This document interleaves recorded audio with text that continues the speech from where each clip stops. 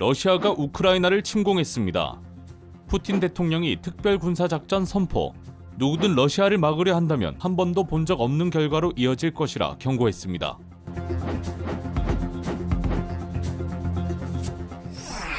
에너지를 가진 국가가 세계를 지배하는 시대입니다.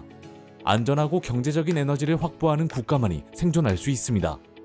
불합리한 에너지 정책은 곧바로 경제적 성장과 국가 안보, 국민의 안전, 생태계까지 위협하게 됩니다.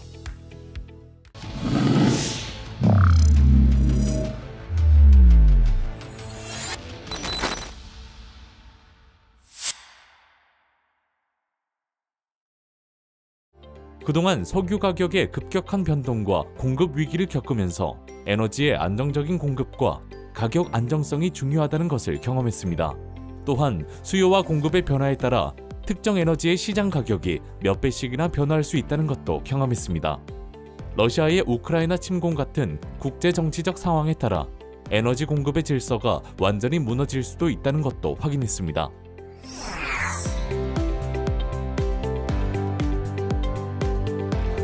에너지 비용은 국가 경제의 핵심 요소입니다. 국가는 경제적인 에너지를 공급해서 국민의 복지와 경제 경쟁력을 제공해야 하므로 에너지 공급의 경제성, 안전성, 그리고 안보성과 지속성을 고려한 에너지 정책을 수립해야 합니다. 안전성은 에너지를 사용하면서 국민의 건강과 안전이 유지되는 것을 말하는데요. 기상이변과 지진 등 자연재해와 가상의 인위적인 재해 상황에서도 안정적으로 에너지를 공급하는 것이 중요합니다. 안보성은 국제정치와 경제정세의 변화에 대응해서 안정적으로 에너지를 공급할 수 있는 방안을 준비하는 것입니다.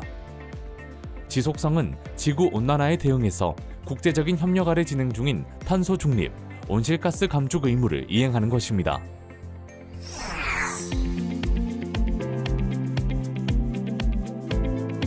합리적인 에너지 정책의 핵심은 기술력입니다. 왜냐하면 에너지 기술을 개발하는 것은 매우 어렵기 때문입니다. 현재 원자력 에너지 기술이 개발된 이후 수십 년이 지나도 원자력을 대신할 만한 상용화된 새로운 기술은 나타나지 않고 있는데요. 새로운 에너지 기술을 개발하는 노력도 중요하겠지만 현재 활용하고 있는 기술을 개선하기 위한 노력도 반드시 필요합니다. 애써 개발한 현재의 기술을 최대한 활용할 수밖에 없는 것이 에너지 정책의 냉혹한 현실이기 때문입니다. 화석연료를 활용하는 기술을 먼저 볼까요? 석탄가스화 기술은 1차 에너지인 석탄을 더 깨끗하게 쓸 수 있게 하는 기술이고, 연소가 어려운 벙커CU 같은 중질류를 휘발유나 경유처럼 쉽고 깨끗하게 활용할 수 있는 경질류로 전환시키는 기술과 더불어 내연기관의 성능을 개선하기 위한 기술도 필요합니다. 자동차의 에너지 효율을 획기적으로 올려주는 하이브리드 기술도 아직은 개선할 부분이 남아있기 때문에 섣불리 단기간 내에 내연기관을 퇴출시키겠다는 주장은 시기상조라고 볼 수 있습니다. 친환경 에너지인 신재생 에너지 역시 여전히 완성 단계가 아닌 개발 투자 단계입니다. 이렇게 합리적인 에너지 정책은 에너지 기술력의 현재와 미래를 정확히 고려해야 합니다.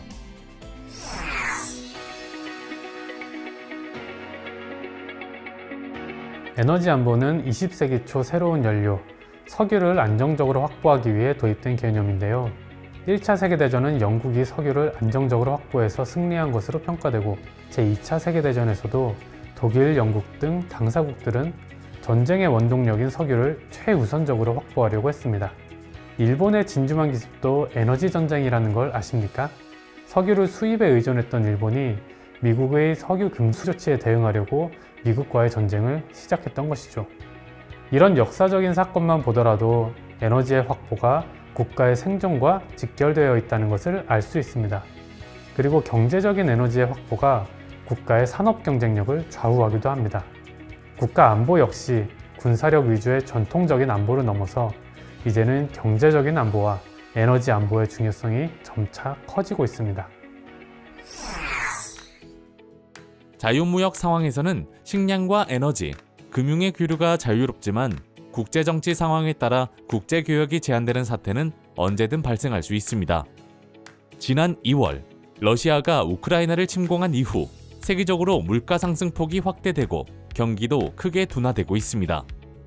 러시아 침공에 대응해 미국, 유럽 등 국제사회는 원유, 천연가스, 석탄과 같은 러시아의 주요 수출 품목인 에너지의 수입을 금지하는 등 광범위하고 강도 높은 경제 제재를 시행했습니다. 이 결과 세계적으로 경제의 불확실성이 증폭되면서 앞으로의 경제 전망도 상당히 암울한 상태입니다. 러시아의 우크라이나 침공은 우리나라를 포함한 전 세계가 에너지 안보의 중요성을 다시 한번 되새기게 했습니다. 대외 의존도가 높은 우리나라 역시 세계 경제의 악화의 영향을 피할 수 없었습니다. 우리나라는 에너지의 95% 이상을 화석 연료를 수입해 사용하고 있기 때문에 국제 에너지 공급의 안정성과 가격에 매우 의존적입니다.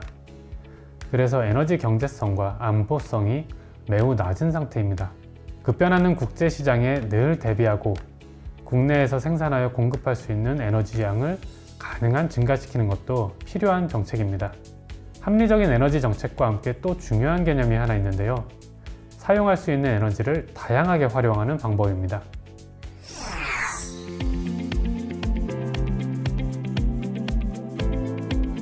에너지 믹스란 에너지를 다양하게 섞는다는 뜻입니다.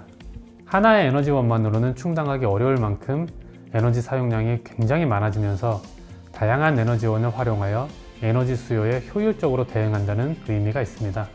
또한 에너지원 중 어느 하나 수급에 문제가 생기더라도 다른 에너지원의 사용을 늘려서 에너지를 안정적으로 사용할 수 있도록 유지할 수 있다는 점에서 에너지 믹스는 매우 중요합니다. 에너지 믹스를 통한 에너지 효율 향상은 에너지 소비 감소라는 선순환 결과를 가져다 줍니다. 또한 경제 성장을 저해하지 않으면서 온실가스와 미세먼지를 감축할 수 있는 효과적인 수단입니다. 에너지 생산 비용이 낮아지고 대규모의 에너지 설비를 건설하는 비용을 줄일 수 있는 경제적 측면뿐만 아니라 에너지 수입 의존도에서 벗어날 수 있는 에너지 안보 측면에서도 긍정적인 효과를 지니고 있습니다. 우리나라는 대표적인 에너지 다소비 국가로 저효율 에너지 소비 구조를 보이고 있는 실정이며 우리나라의 에너지 원단위는 OECD 35개국 중 33위 수준입니다. 최근 선진국은 경제 성장에도 불구하고 에너지 소비가 감소하는 현상을 나타내고 있는데 반해 우리나라는 에너지 소비가 지속적으로 증가하는 추세를 보이고 있습니다. 우리나라는 2030년 온실가스 배출량을 2017년 대비 24%를 감축하는 목표를 수립했습니다. 개발 단계인 신재생 에너지 분야에만 매달리는 것이 아닌 전통적 화석 연료와 이미 오랫동안 존재해왔던 원자력 에너지 등 이런 에너지 믹스를 통해 에너지 활용을 효율화하고 국가의 지속 가능한 성장을 가능하게 하는 정책이 필요합니다. 국민의 복지와 국가 산업의 경쟁력을 유지하기 위해서는 에너지를 적정한 가격으로 안정적으로 공급해야 합니다. 그렇게 하지 않으면 국민 개개인의 안정적이고 경제적인 생활에 영향을 받게 되며 국가의 산업 경쟁력도 약화됩니다. 기술적으로 실현 가능하고 환경을 보호하고 사고의 위험도 적은 합리적인 에너지 정책이 국가의 경제와 안보를 보호하며 국민의 행복한 삶을 보장합니다.